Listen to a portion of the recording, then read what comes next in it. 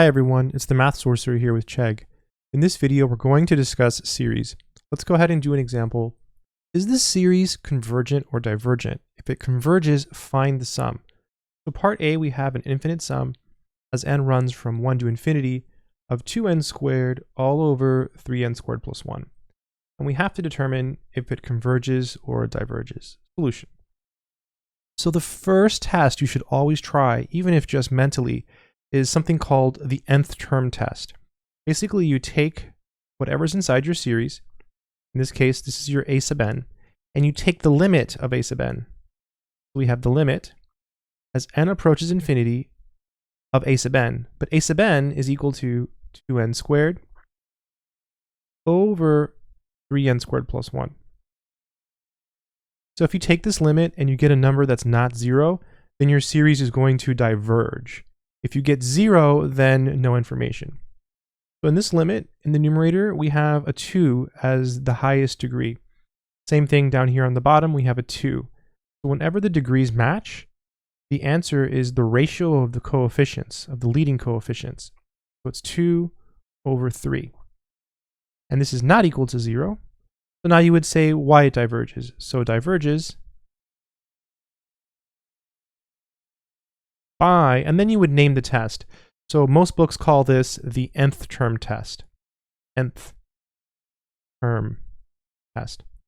Some books call it the test for divergence. You would say by the test for divergence. Some books call it the nth term test for divergence. But the point is, whenever you take this limit and it's not equal to 0, it's always going to diverge. So it's the easiest convergence test, and it's the one you should always try first. So pretty simple example. If you get 0, then you have to try a different test. Let's go ahead and try a different problem.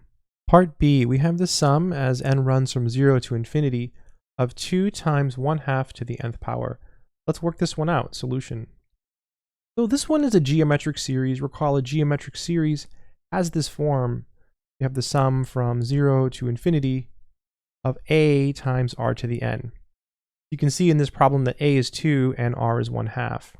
So a is 2 and r equals 1/2.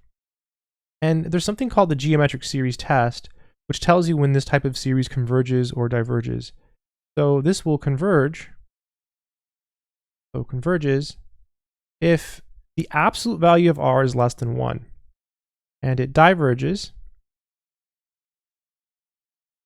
if the absolute value of r is greater than or equal to 1.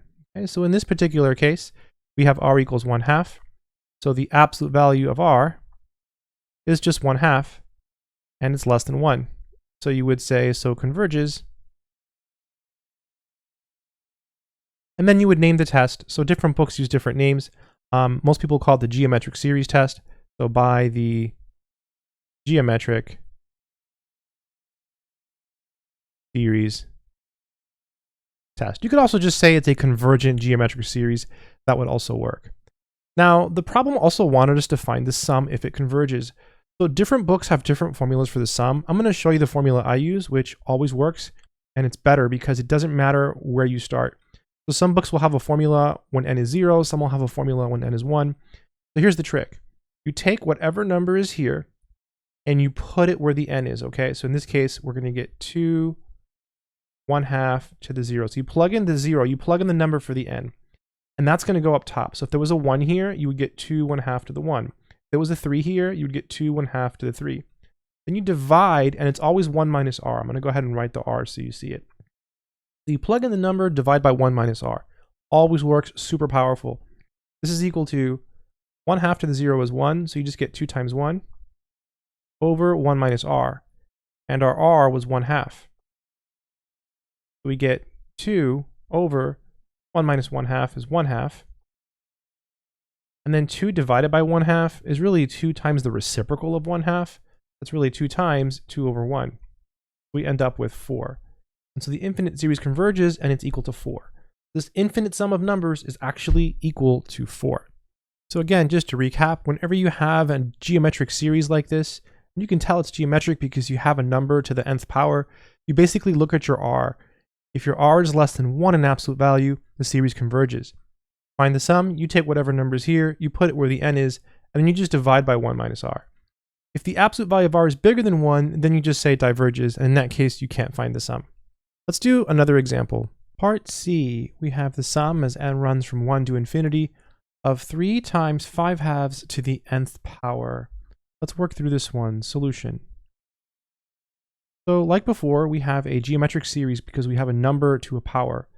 In this case, r is equal to 5 halves. And so if you take the absolute value of r, well, it's just the absolute value of 5 halves. So you're just going to get 5 halves. Oh, but look, that's bigger than or equal to 1. So our series diverges by the geometric series test. So this one was a lot easier because it diverged, so we didn't have to find the sum. And remember, if it does converge, to find the sum, you plug in the number and you divide by 1 minus r. Let's go ahead and do one more example. Part D, we have the sum as n runs from 0 to infinity of the arctangent of n. Let's work through this one. Solution. This one might not seem familiar, but it's a really key example, and that's why I wanted to do it. So if you don't know how to do it, you should always think about the nth term test. Have the limit as n goes to infinity of the arctangent of n. The nth term test says you take the limit of whatever's inside your sum, and the answer is not 0, then it diverges. So let's think about arctan. I'm going to draw the graph over here. Here's the y-axis. Here's the x-axis. So this is x, and this is y.